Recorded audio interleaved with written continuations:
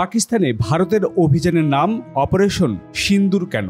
আজকের এই ভিডিওতে জানার চেষ্টা করব এই বিষয়টি। পারমাণবিক ক্ষমতাধর দুই দেশ ভারত ও পাকিস্তানের মধ্যে কয়েকদিন ধরে টান টান উত্তেজনা চলছিল। এবার তা পাল্টাপাল্টি হামলায় রূপ নিল। 6 তারিখ মঙ্গলবার মধ্যরাতের পর পাকিস্তানের 6টি জায়গায় হামলা চালায় ভারতীয় সামরিক বাহিনী। এই অভিযানের নাম অপারেশন সিঁদুর। বিবাহিত হিন্দু নারীরা শীতিতে সিঁদুর ব্যবহার করেন। এটা তাদের বৈবাহিক জীবনের প্রতীক। তাই প্রশ্ন দেখা দিয়েছে, প্রাণঘাতী একটি সামরিক অভিযানের নাম সিঁদুর শব্দের ব্যবহার করা হলো কেন? গেল 22 এপ্রিল ভারত নিয়ন্ত্রিত কাশ্মীরের পেহেলগামে পর্যটকদের উপর বন্দুকধারীদের হামলা হয়। এতে 26 জন নিহত হয়। এর জেরেই সামরিক উত্তেজনায় জড়ায় ভারত পাকিস্তান। কেননা ভারত দাবি করে এই হামলার পেছনে সীমান্তের ওপারে পাকিস্তান থেকে কলকাঠি নাড়া হয়েছে। পেহেলগামের হামলার নিহত ব্যক্তিদের বেশিরভাগ হিন্দু ধর্মাবলম্বী। সেখানে নিহত ব্যক্তিদের বিধবা স্ত্রীদের কথা মাথায় রেখে গতরাতে অভিযানের নাম রাখা হয়েছে অপারেশন সিঁদুর।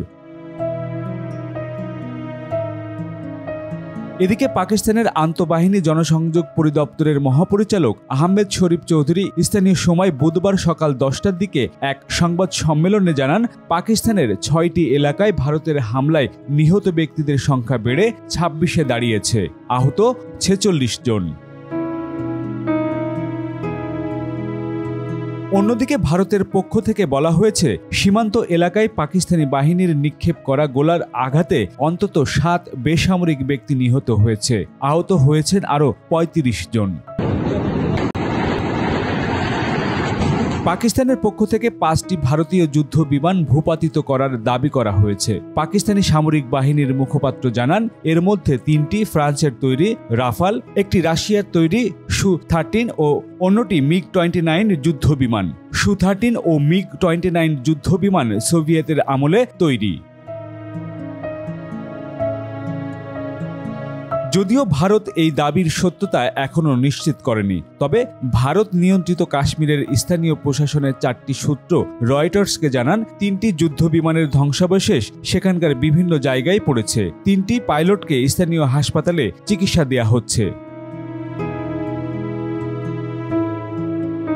ভারতের ক্ষেপণাস্ত্র হামলার পর পাকিস্তানের জনবহুল প্রদেশ পাঞ্জাবে জরুরি অবস্থা ঘোষণা করা হয়েছে।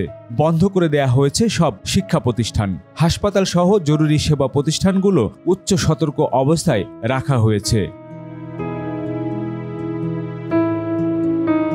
ভারত নিয়ন্ত্রিত কাশ্মীরের জম্মু, সাম্বা, কাঠুয়া, রাজৌরি ও পঞ্জু এলাকায় স্কুল কলেজ সহ সব শিক্ষা প্রতিষ্ঠান বুধবার ছুটি ঘোষণা করা হয়েছে।